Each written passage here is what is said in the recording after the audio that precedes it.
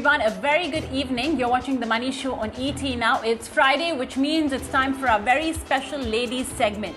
The theme that we want to discuss today is that associated with Navratri, the 9 auspicious days that are marked every year on the calendar. This time around, though, Navratri was a bit more subdued and not accompanied by the usual joyousness and color that it usually is associated with.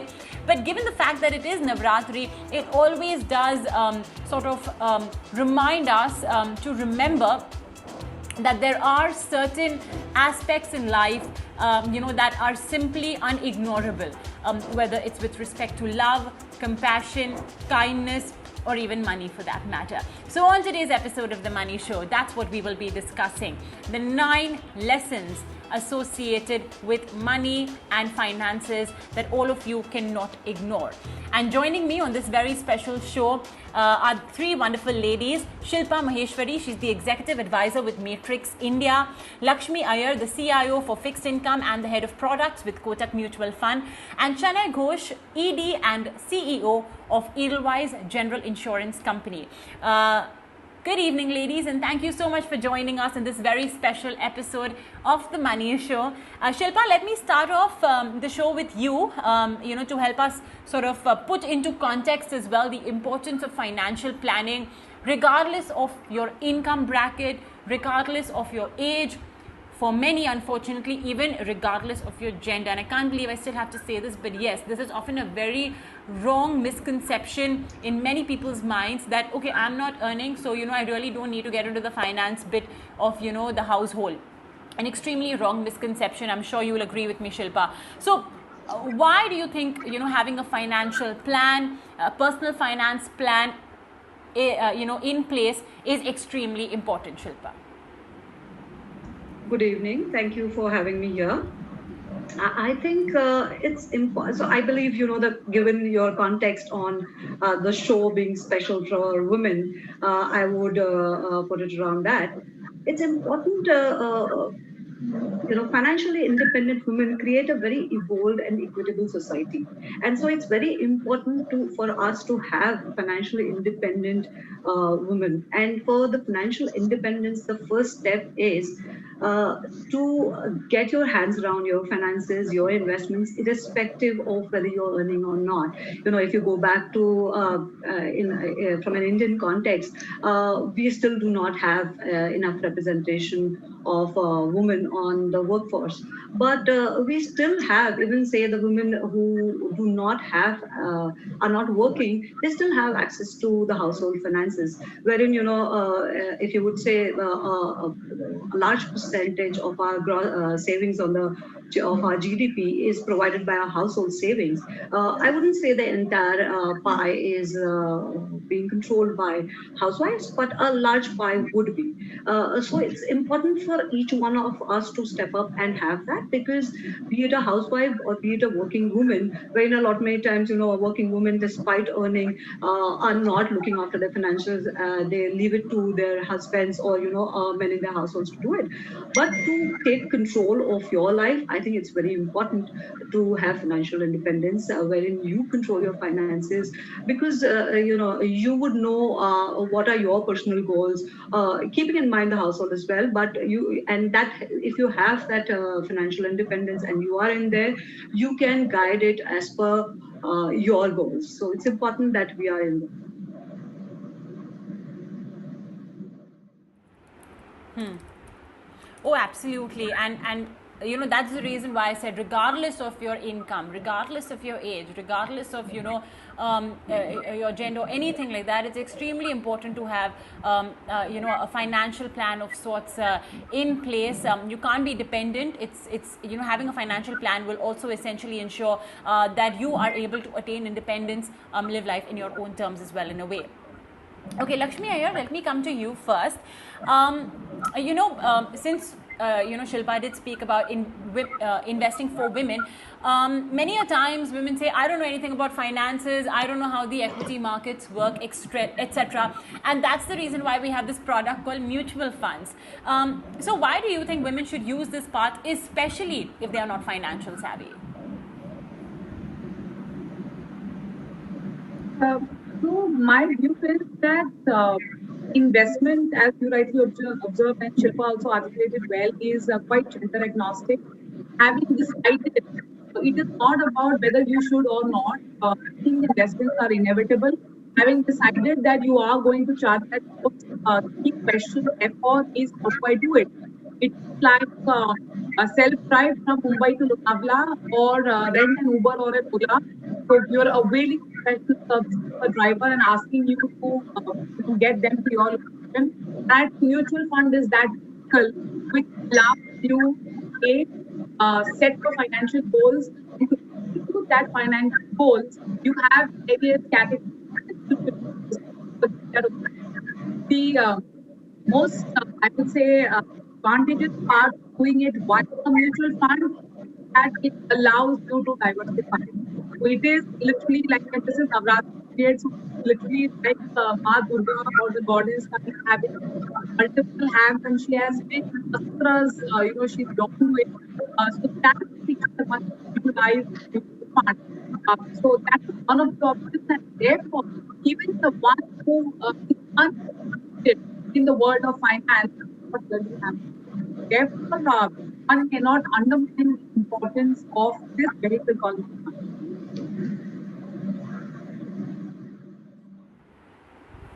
I love the way how you essentially elaborated that and explained that in a very wonderful manner. And I hope it's an inspiration as well to all the women listening. Shanai, I think you must have been a busy woman these last 8-9 odd months as we are in the midst of a health crisis. The importance of having a health insurance has never been more so than it has been during the COVID pandemic. And I think it just sort of underpins what you and many people have been saying, many personal finance experts have been saying, that you cannot do without a health insurance. Shanai. Absolutely. Actually, I saw, sometimes that this conversation is about importance of financial planning or life and health insurance for women. Personally, I've never really seen it through a gender lens because, you're a person, whether you're earning or not, money is important. Money gives you certain security. Money gives you certain comfort, certain dreams that you can chase. So it's important whether you're a woman or a man. And I would say that even whether you're working or not, it's important because one of my panelists was saying that even a lot of women who are not working have a fair bit of influence on the finances of the household. In fact, I think they have more influence that really comes out in any of the surveys. And yes, you're absolutely right. The importance of health insurance has never been felt more. And I would like to actually tell all the women are far more practical, conscientious, and when we talk to women I feel understand the importance of health insurance more than men. So I would actually ask women who are the people who are the practical people within the house, who are the caregivers, who are the homemakers, whether they're working or not, to actually influence your family to get health insurance. Because like you said, in the last 7-8 months, we've actually realized the value of health insurance, which is why health insurance is the one industry that is really seeing robust growth. And as the industry, we've launched countless COVID products. And I can tell you as part of the industry that the kind of runaway demand that we are seeing for COVID health insurance products, where insurance is usually, push product, you have to explain, the kind of pull that we are seeing for COVID products is like never before. So I think this is really a, watershed moment in the history of health insurance in India. And hopefully this memory will endure and we would have learned from this. And we will make sure that we have comprehensive health insurance, at least for everyone in the family, because you never know what's around the corner. If nothing else, the last 7-8 months have just brought to us in stark confrontation with the uncertainty of life. And you really need to plan for that uncertainty. You always hope for the best, but just keep prepared for the not so great. hope for the best, but be prepared for the worst. And that's something that having a health insurance product will help you do. And yeah, you put it very rightly, that a comprehensive health insurance product will help you do all of that. Additionally, the insurance regulator as well has put forward several steps, to just de-jargonize and make the whole health insurance product and the purchasing process, including the claims process, simpler. So might as well, make use of all of that. Okay, Shilpa, let me come to you now. Many a times people don't know where to start off. You say that, okay, I've started earning and I've just got my salary, but I have absolutely no clue where to start off. How much should I save? How much should I, invest in mutual funds or in any other product? And how much should I spend? Many a times people get stuck on this. So what do you think should be step one? I mean, do you sort of recommend a divvy up of a fixed division of this money, which individuals should follow through their life, until of course there is some major life event? Sure. So, there cannot be a standard formula which could be applied across for everyone. Everyone's needs and desires or the liquidity needs are very different. So, you will have to fit it according to that. So, there will be a financial planning which would be important. But the key, I would say, is to start investing very early, say with your first salary perhaps. So, the key is to start investing early, keep investing consistently, and invest for long term. And there would be a lot of underlying planning which is required, because you may have a liquidity event. So you may also like to break your goals into short-term goals, mid-term goals, and long-term goals, and then start backward planning to say, okay, this percentage is what I invest for my first set of salaries. The next year I do so much. The year after I do so much. And then if you have short-term goals, it also helps you to work towards it. And coming back to what kind of products, I think India as a country has evolved a lot from a financial products and availability perspective, and the ease at which we can do. The best thing when you are starting off and you are not very well aware or well versed with the complicated products, I would say not to go around that. Start with as simple as an SIP, as Lakshmi said. That's the easiest form of thing, and the ease with which you can do it. So start with an SIP and then go on to learn more about the different kind of financial products. A very key and important piece that I would need to call out is never invest behind a recommendation. Someone says, oh, I made so much money, and you went behind and said, you would also go ahead. Because a lot many times, if you do not understand, your money may get stuck because you may be looking at liquidity early on. So it's important that you understand a financial product very well before investing in, and do it as per your needs, as per your risk, as per your liquidity or needs or short-term or long-term goals.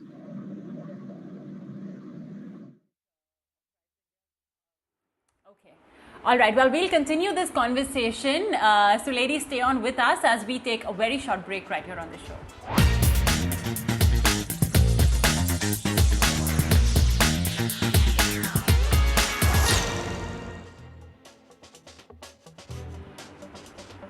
Okay, welcome back. You're watching The Money Show on ET now. We're in conversation with Lakshmi Iyer, Shilpa Maheshwari, as well as Shanai Ghosh, talking about how important it is to have a financial plan for yourself, a holistic financial plan for yourself. Okay, Lakshmi Iyer, let me come to you now, and let's understand. If a woman or anybody for that matter, and let's always assume that they're not exactly financially savvy. When it comes to choosing mutual funds, first there's debt, then there's equity. Then within that there's the whole umbrella, and within equity as well, you have your large caps, you have mid caps, multi caps, so on and so forth. How do you do you think that they should take the help of a personal finance advisor? How should they essentially navigate all of these categories and these different options that the mutual fund industry provides them? In your question lies the answer.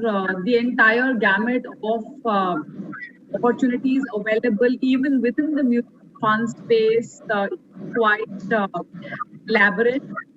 It is like a maze, and there is a reasonably high tendency that even the one who is initiated in the world of finance could feel a little bit dizzy. So I think it's very important to engage the services of an advisor or a coach, because even the one who is quite adept at his or her field, whether it's in the sports or in cooking, does need some expert guidance.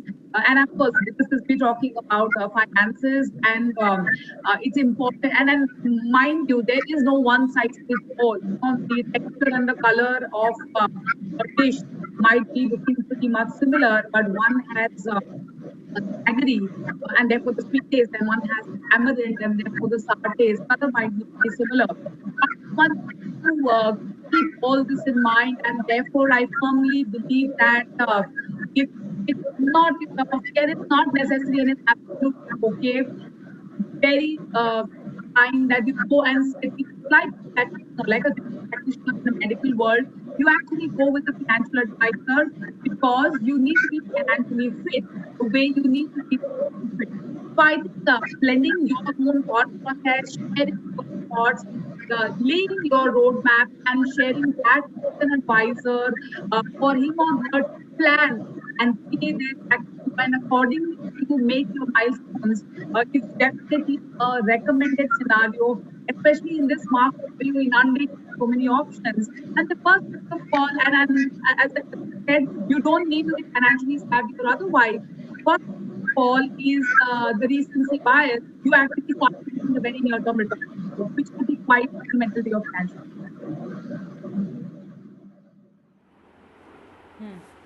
Okay. Shanai, coming back to, insurance. Firstly, there is, this wonderful product introduced by the regulator, and that's the standardized health insurance. It basically has the same features, for a health insurance product, regardless of, where you're buying it from. So that may, help an individual really purchase the health insurance, especially if they are first-time buyers of a health insurance. But how do you decide, on say a sum assured? How would you guide, health insurance buyers in that sense? So sum insured, depends on a few things. Depends on how many people you want to cover. If it's a family floater, the number of people that you want to cover. What is the age of that, what is the age for your family? Where do you stay? So for instance, if you have a family of about 4 people in staying in a metro location, I would always recommend that you buy a health insurance or family floater of about 5 lakhs. But you could possibly go for a lower sum insured. Suppose you were living in not a metro location, but a tier 1, tier 2 urban city. The way you can actually supplement your cover is by other covers, like, for instance, people buy COVID. A lot of people who already had health insurance bought COVID because they thought that, if it's COVID, I'll cover that with this, and for my other ailments, I'll have health insurance. The other thing a lot of people can do is use a top up. So you buy maybe a base comprehensive health insurance of 2 or 3 lakhs or 5 lakhs, depending on how many people you have, where you're staying, and you top it up with a top-up cover. How a top-up cover is, it triggers after your a base sum insured cover, which you have to declare in your top-up. So in this way, you cover most of it. I always recommend having a top-up cover because you never know what happens. A lot of people might have thought that a 5 lakh sum insured or a 3 lakh or 2 lakh was sufficient. But then came COVID, where the cost of hospitalization was far more. On an average, in our claim sizes were about 50,000 for the industry. COVID, it's almost 3x that. So I would always suggest that as a contingency measure, you should always have a top-up plan above, and top-up plans are fairly cheap and affordable. And therefore, if you combine it with the base sum insured, it works. If you're a single person, kind of alone, buying it only for yourself, I would say anywhere between 3 to 5 lakhs is good enough. A lot of people buy 1 and 2 lakhs, but I think anything below 3 lakhs is really insufficient in my opinion. So I would say that minimum you should get, but if you don't have any health insurance altogether and affordability is an issue, even a sum insured as low as 1 lakh is good enough. So it depends on if you can afford it, go for a 5 lakh sum insured, I would say.